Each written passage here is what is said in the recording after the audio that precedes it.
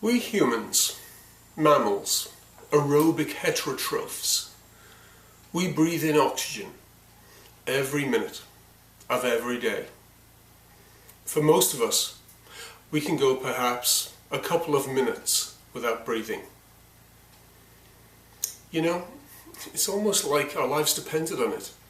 So let's give oxygen the recognition it deserves. Let's talk about oxygen. The oxygen transport system is quite simply a system for getting oxygen from the atmosphere to our mitochondria. We do this to generate the energy needed to support life. And it's essential knowledge for all physicians and certainly for anesthesia providers. So let's jump right into this interesting subject. Here we go. You know, humans, we're so very vulnerable. We're very delicate, especially in our need for oxygen. 4 minutes without oxygen and our brain is probably fairly severely damaged. And another 4 minutes later, it's probably game over for most human beings, with some important exceptions that you'll see in subsequent videos. We're going to mention that later, but there are some profoundly important questions that we need to answer. Where did oxygen come from, and why, and how come we are so reliant on it? The answers to these questions will in fact make you a better physician, a better doctor, and certainly a better anesthesia provider or a better nurse. Oxygen is an important subject, and lots of learners have pretty vague ideas about oxygen, so I make no apology for talking about oxygen. It's a tremendously important subject for us. So most people know that oxygen is present in the atmosphere at 21%. They know that oxygen has something to do with their mitochondria and mitochondrial metabolism. And yet, many people only think that oxygen enters, we breathe in oxygen, and then oxygen leaves the body as carbon dioxide. Now, that's wrong, and that's worrying. But let's move on to something that sounds a bit grandiose, but it's really massively relevant to this subject. Let's consider the story of life. Life probably evolved 3.5 billion years ago on this 4.5 billion year old planet, and initially this planet was devoid of oxygen, but small amounts of oxygen appeared relatively early. At that time, any life that existed was entirely anaerobic, and energy yield from primitive anaerobic metabolism was meager at best. Then a series of mutations led to our ability to use oxygen. Yes. The metabolic trick, called photosynthesis, appeared in early bacteria, and its waste product was oxygen. In fact, until 600 million years ago, oxygen was present at really, really low levels in the atmosphere. Then about 300 million years ago, with the increase in numbers of photosynthesizers, many billions of photosynthesizers, oxygen levels increased rapidly. And remember, this was an incredibly toxic gas to most life forms at the time. Oxygen levels peaked at 35% in the atmosphere some 100 million years ago, several hundred million years ago, and it's been decreasing ever since, from 40% down to 21%.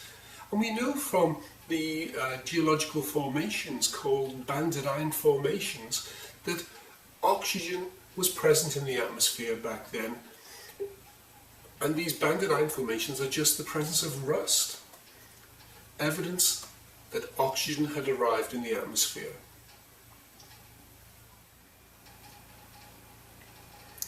To the very best of our knowledge, very primitive non-sulfur bacteria may have been a type of proto-mitochondrion floating around in the oceans, and gradually they may have developed a mutation whereby they could use toxic oxygen to generate energy. And there was so much oxygen available, billions of these appeared in the oceans as well. Oxygen simply had to diffuse through their outer wall and then through their inner membrane. These early mitochondria had learned to tolerate low levels of this new toxic gas, but remember, higher levels remain, well, they were still toxic to most life forms. As oxygen levels increased, the mitochondria sought refuge to avoid these high levels of toxic oxygen, and so came an enduring partnership as nondescript blobs of aquatic membrane-bound cytoplasm provided shelter for the protomitochondrion. So the mitochondria were using this cytoplasm as a buffer to minimize the higher concentrations of oxygen that they were exposed to in the seawater.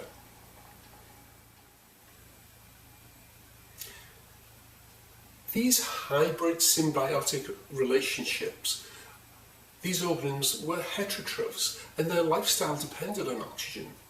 The mitochondrial cohabitation contract with the primitive cell or the primitive cytoplasm was founded on an understanding that there would be an enduring, reliable supply of oxygen to the mitochondrion. It only had to diffuse through the cytoplasm. But then came the arms race of evolutionary pressures of eat or be eaten, and little life forms had to get bigger to survive, and multicellularity appeared in order to survive. And then the mitochondria found themselves vulnerable because they were getting increasingly distant from the oxygen source.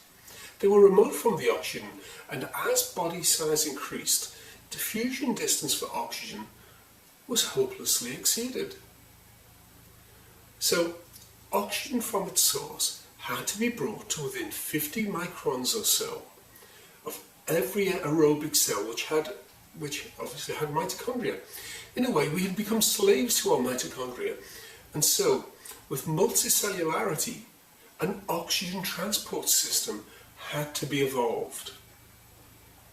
We had to fulfill our contract with the mitochondria to keep supplying it with oxygen for every second of every day of our lives.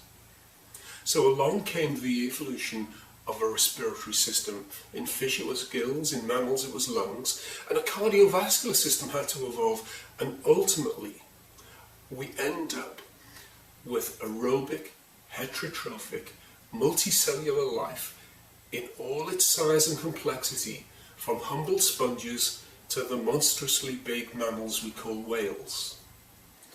But one simple contract endured.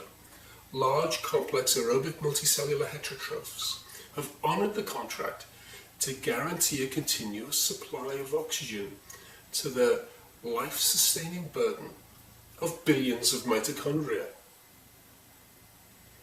Free-swimming protomitochondria were surrounded by dissolved oxygen in seawater, and access to that oxygen was simple. It was simply diffusion through a membrane. But for large multicellular creatures, the limits of oxygen's diffusion capacity had been hopelessly exceeded. Oxygen was now remote from most mitochondria, and life had just become very, very complicated. This is how the oxygen transport system, that is, our respiratory system and our cardiovascular system, came to evolve. Thank you. And there was so much oxygen available, billions of these appeared in the oceans as well. Oxygen simply had to diffuse through their outer wall and then through their inner membrane. These early mitochondria had learned to tolerate low levels of this new toxic gas, but remember, higher levels remained, where they were still toxic to most life forms. As oxygen levels increased, the mitochondria sought refuge to avoid these high levels of toxic oxygen, and so came an enduring partnership as nondescript blobs of aquatic membrane-bound cytoplasm provided shelter for the protomitochondrion. So the mitochondria were using this cytoplasm as a buffer to minimize the higher concentrations of oxygen that they were exposed to in the seawater.